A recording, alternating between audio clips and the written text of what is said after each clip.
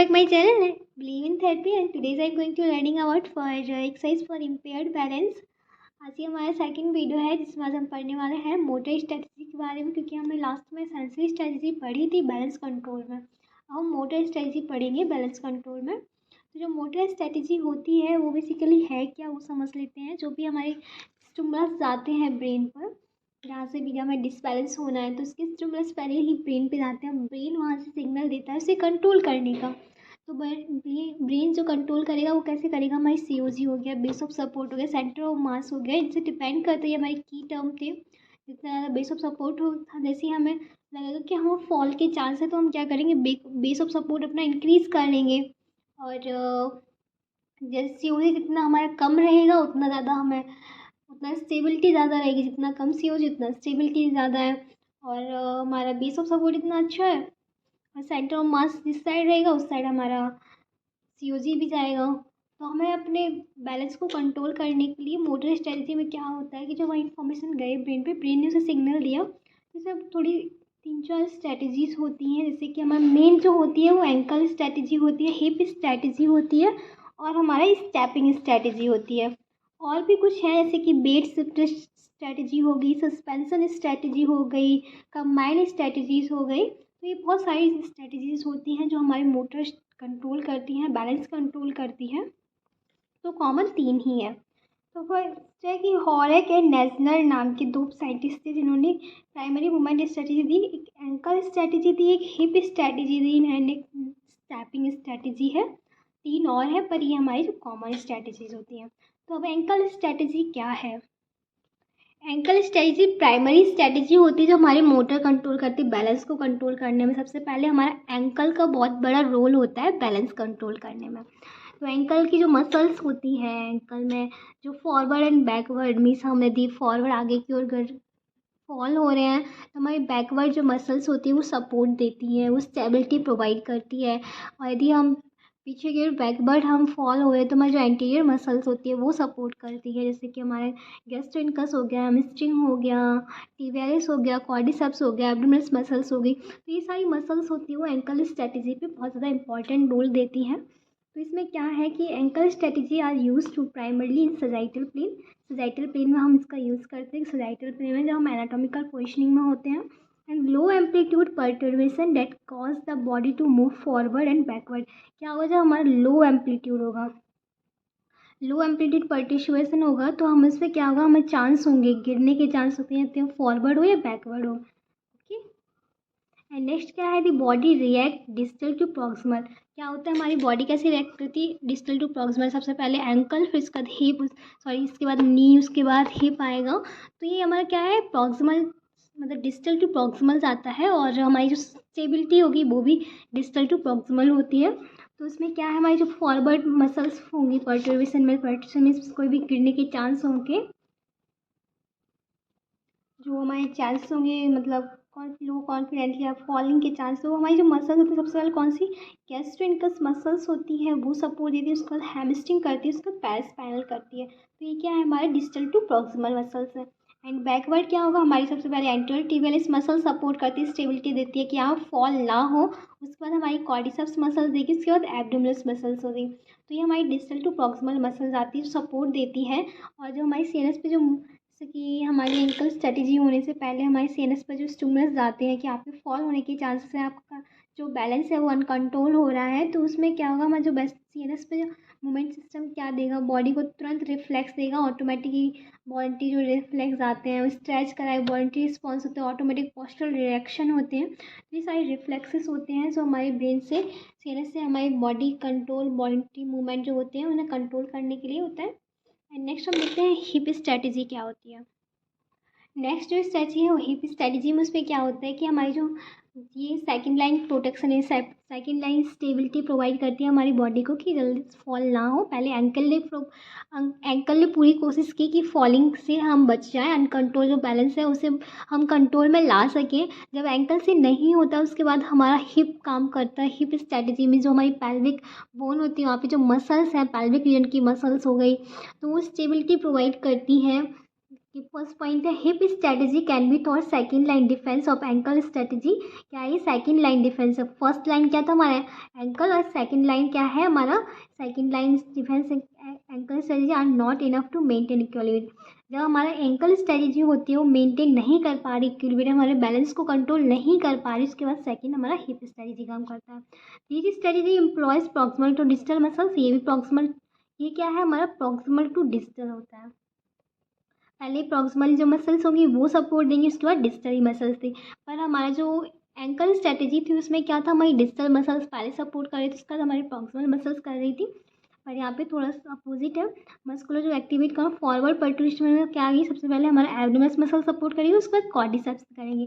Backward में क्या होगा? पैरेस पैरेल पहले सपोर्ट करेगी, उसके बाद हैमस्ट्रिंग मसल्स सपोर्ट करेगी। तो ये हमारी हिप स्ट्रेटजी होगी। हमारी हिप की मसल्स जो हमारे मतलब मूवमेंट को बहुत ज़्यादा मूवमेंट को कंट्रोल करती है, मेंटेन करके रखती है हमारी स्टेबिलिटी को। हिप स्ट्रेटजी में और हमारी सीओजी भी उसके पास में होती है, नियर होती है, तो वो स्टेबिलिटी प्रोवाइड कर देती है। और इसमें क्या होता है? स्विंग होती है, फॉरवर्ड एंड बैकवर्ड होती है, तो उसे कंट्रोल करने के लिए हम इस स्ट्रेटजी का यूज़ करते हैं। नेक्स्ट हमारी की स्टेपिंग स्ट्रेटजी होता है। इसमें यहाँ पे नहीं लिखा हुआ है। स्टेपिंग स्ट्रेटजी में क्या होता है? जब भी हम स्टांस से स्विंग फेस करते हैं, जो गेट साइकिल में होता है फॉरवर्ड एंड बैकवर्ड, तो उसमें क्या होता है? हमारी स्टेबिलिटी उसमें स्टेपिंग स्ट्रेटजी में जब हम अनकंट्रोल होते हैं, चलते टाइम हम अनकंट्रोल हो जाने की, जो गिरने के चांसेस होते हैं, तब हम क्या है कि हमारे फॉरवर्ड और बैकवर्ड हम गिरने के चांसेस, तो हमारी सेंटर ऑफ मास होता है वो जिस साइड जाता है उसी साइड हमारी सेंटर ऑफ ग्रेविटी चली जाती है। तो उसमें क्या होता है? जब भी हम जो हमारी स्टेपिंग होती है वो अनकोऑर्डिनेट होती है, कभी इधर पैर रख रहे हैं, कभी उधर पैर रख रहे हैं, एक लेवल जो हमारा कॉर्ड होता है, एक रिदमिक तरीके से हम जो स्टेपिंग करते हैं वो नहीं हो पाती है। उसमें उसमें हमारी स्टेपिंग स्ट्रेटजी में हमारी जो एंटी ग्रेविटी मसल्स होती है वो भी बहुत ज़्यादा सपोर्ट करती है कि फॉल के चांस कम हो जाए। एक होता है हमारा bed shift strategy. Bed shift strategy क्या होता है? इसे लेटरल प्लेन भी बोलते हैं। इसमें क्या है? हमारा जो बॉडी वेट होता है वो शिफ्ट हो जाता है laterally side. Laterally body weight यानी कि सेंटर ऑफ मास जब हमारा लेटरली साइड शिफ्ट हो जाएगा तो हमारा सेंटर ऑफ ग्रेविटी भी उस साइड ही शिफ्ट हो जाएगी। तो उससे बैलेंस को रोकने के लिए हमारे जो हिप की जो एबडक्टर मसल्स होती हैं, एडक्टर मसल्स होती हैं, वो एक्टिवेट होती है और बैलेंस को कंट्रोल करने का कोशिश करती हैं।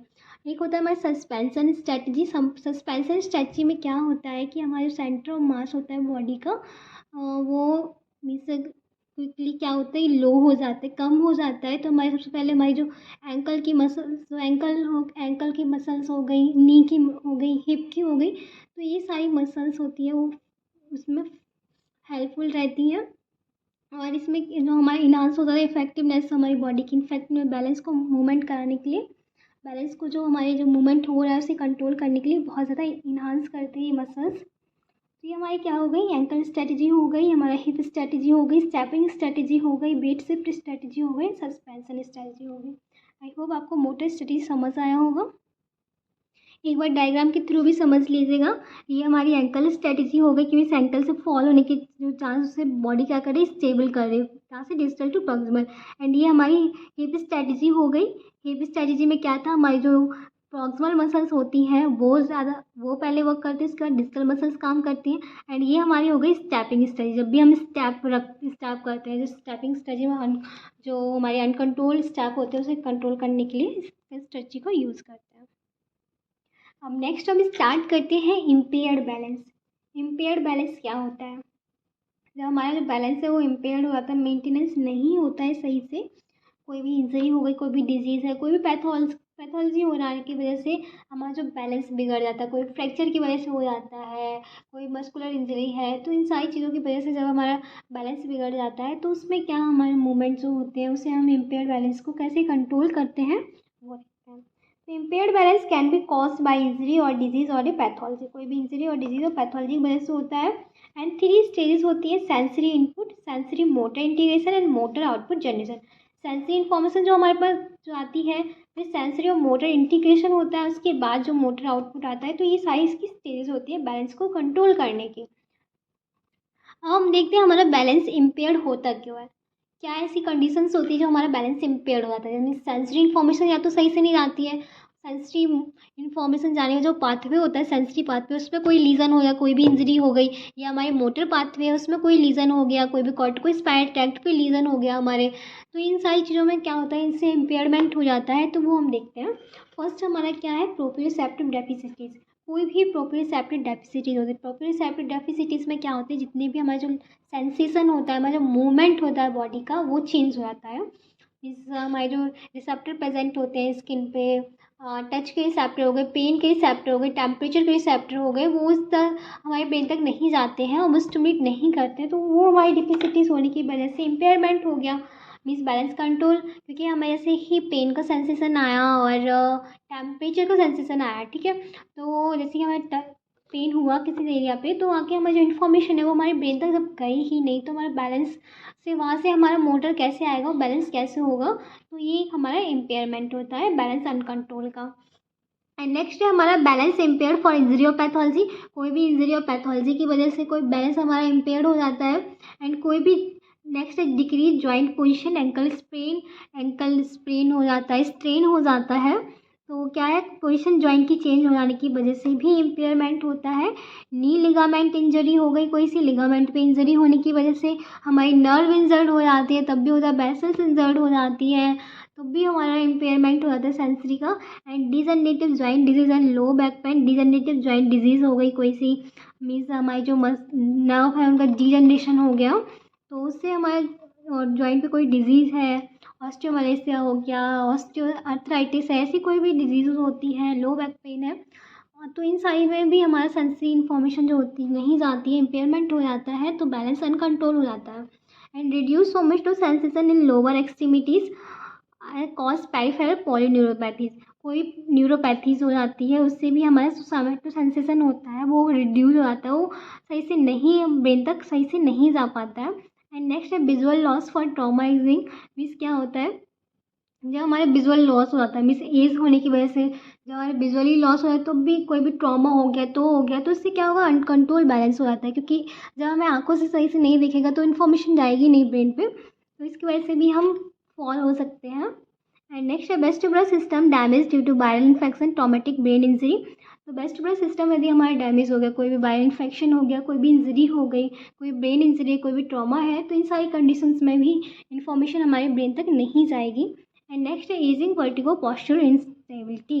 यदि आपकी एज हो गई, एज भी डिपेंड करता है, वर्टिगो है, आपको चक्कर आ रहे हैं, नोजिया वोमिटिंग है, एंड पोस्चर इंस्टेबिलिटी होगी, पोस्चर इंस्टेबल नहीं है, तब भी हमारी जो सेंसिटिव इन्फॉर्मेशन होगी वो हमारे ब्रेन तक नहीं जाएगी, और हमारे जो वेस्टिबुलर सिस्टम होता है वो भी लॉस हो जाता है, हमारी एंकल स्ट्रेटजी, हिप स्ट्रेटजी भी नहीं वर्क कर पाती है सही से, तो हमारे जो इतनी सारी इन्फॉर्मेशन होते हैं, स्टिमुलेशन होते हैं, रिसेप्टर होते हैं, वो इतना एक्टिवेट नहीं हो पाते और हमारे ब्रेन तक सिग्नल नहीं जाता है, तो इससे हमारा एक इम्पेयर्ड बैलेंस हो जाता है।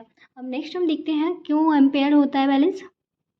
नेक्स्ट हमारा सेंसरी मोटर इंटीग्रेशन इम्पेयरमेंट। जब हमारा सेंसरी मोटर इम्पेयरमेंट होता है, जैसे कि हमारे जो सेरेबेलम है, गैंग्लिया हो गए, हमारे सोमेटोसेंसरी सिस्टम हो गया, और हमारे जो भी लीजन हो जाते हैं ब्रेन में, कॉर्टिकोस्पाइनल लीजन है, इन सारी चीज़ों की वजह से हमारा सोमेटोसेंसरी इंटीग्रेशन नहीं हो पाता है। जो भी इन्फॉर्मेशन गई है हमारे ब्रेन पर, सपोज कर लेते हैं कि इन्फॉर्मेशन गई है, सेंसरी स्टिमुलस गए हैं एफरेंट के थ्रू, और वो एफरेंट के थ्रू हमारे ब्रेन पर साइबर पे पहुँचे, वहाँ पे गैंग्लिया के पास पहुँचे, तो वहाँ पे क्या हुआ कि उनमें जो सेंसरी और मोटर इंटीग्रेशन हो ही नहीं पाया। जब ऐसा इंटीग्रेशन नहीं होगा तो हमारे मोटर के थ्रू इन्फॉर्मेशन आएगी नहीं उस एरिया तक, लोकल एरिया तक, तो वही हमारा सेंसरी के मोटर इंटीग्रेशन होता है। Damage to basal ganglia, cerebellum और सप्लीमेंट्री मोटर एरिया। क्या होता है, हमारे जो बेसल गैंग्लिया होते हैं वो डैमेज हो जाते हैं, एंड सेरिबेलम और supplementary motor area, means cerebellum हमारे डैमेज हो गया, या सप्लीमेंट्री जो भी मोटर एरिया होता है वो डैमेज हो जाए, तो उनकी वजह से ये इंटीग्रेशन हो जाता है, इम्पेयरमेंट हो जाता है। And difficulty sensory information in response to environmental change. या तो हमारी जो सेंसरी इन्फॉर्मेशन होती है वो सही से नहीं जा पा रही है, रिस्पॉन्स नहीं दे पा रहे कि इन्वायरमेंटल चेंज कुछ हुआ है। एंड नेक्स्ट सेरिब्रल लीजन, कोई भी लीजन है, कॉर्टिकोस्पाइनल लीजन है, सेरिब्रल लीजन है हमारे साइड, और ट्रैक्ट में कोई भी लीजन है, तो उसकी वजह से भी ये चेंजमेंट आता है। Visual input and somatosensory input become unstable to fall under condition. या तो विजुअली और सोमेटो सेंसरी जो हमारी इंफॉर्मेशन सेंसरी इनपुट है वो अनस्टेबल हो गए, कोई भी कंडीशंस हो गई उसकी वजह से, तो उससे भी हमारा इंटीग्रेशन नहीं हो पाता है। अब नेक्स्ट हम देखते हैं biomechanical and motor output impairment. क्या होता है बायोमैकेनिकल मोटर आउटपुट इम्पेयरमेंट? जैसे कोई जो हमारा पोस्चर स्टेबिलिटी है वो मेंटेन नहीं हो रहा, कोई भी मस्कुलर स्केलेटल कोई भी न्यूरोमस्कुलर सिस्टम होता है उसमें इम्पेयरमेंट आ जाता है, उसकी वजह से हमारा मोटर आउटपुट सही से नहीं आता है।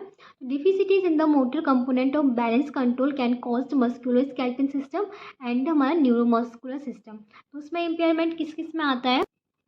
हमारे पुअर पोस्चर होने की वजह से, जॉइंट की रेंज ऑफ मोशन कम होने की वजह से, लिमिटेशन होने की वजह से, हमारा मस्कुलर परफॉर्मेंस अच्छा ना होने की वजह से मस्कुलर स्केलेटल सिस्टम होता है उसमें इम्पेयरमेंट आ जाता है। और न्यूरोमस्कुलर सिस्टम में क्या होता है? हमारा इम्पेयर्ड क्या होता है? Motor coordination, motor control coordination सही से नहीं होता है। तो इन सारी, जब मस्कुलर स्केलेटल सिस्टम और न्यूरोमस्कुलर सिस्टम में डिफिसिटीज़ हो जाती है कोई भी, तो ये सारे इम्पेयरमेंट देखने को मिलते हैं। ये सारे इम्पेयरमेंट होंगे तो हमारी इन्फॉर्मेशन ब्रेन तक नहीं जाती है, एंड या तो हमारा पोस्चर मालिग्नीमेंट हो जाए and impaired range of motion हो जाए, मसल स्ट्रेंथ कम हो जाए, हमारा पोस्चर जो अल्टर्ड हो रहा है, बैलेंस मूवमेंट नहीं अच्छा हो रहा है, क्योंकि पोस्चर अल्टर्ड होने की वजह से हमारा मूवमेंट अच्छा नहीं है, पोस्चर मालिग्नीमेंट हो गया, इम्पेयर्ड रेंज ऑफ मोशन हो गई, तो इन सारी वजह से हमारा सेंसरी और मोटर आउटपुट सही से नहीं होता है। सेंसरी इन्फॉर्मेशन सही से जाती नहीं है तो मोटर आउटपुट अच्छे से नहीं आता है।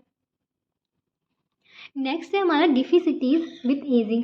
जैसे एज भी डिपेंड करता है। डिफिसिटीज़ कोई भी एज, मतलब एज बहुत ज़्यादा होगी तो हमारे सेंसरी मोटर सही से काम नहीं करते हैं।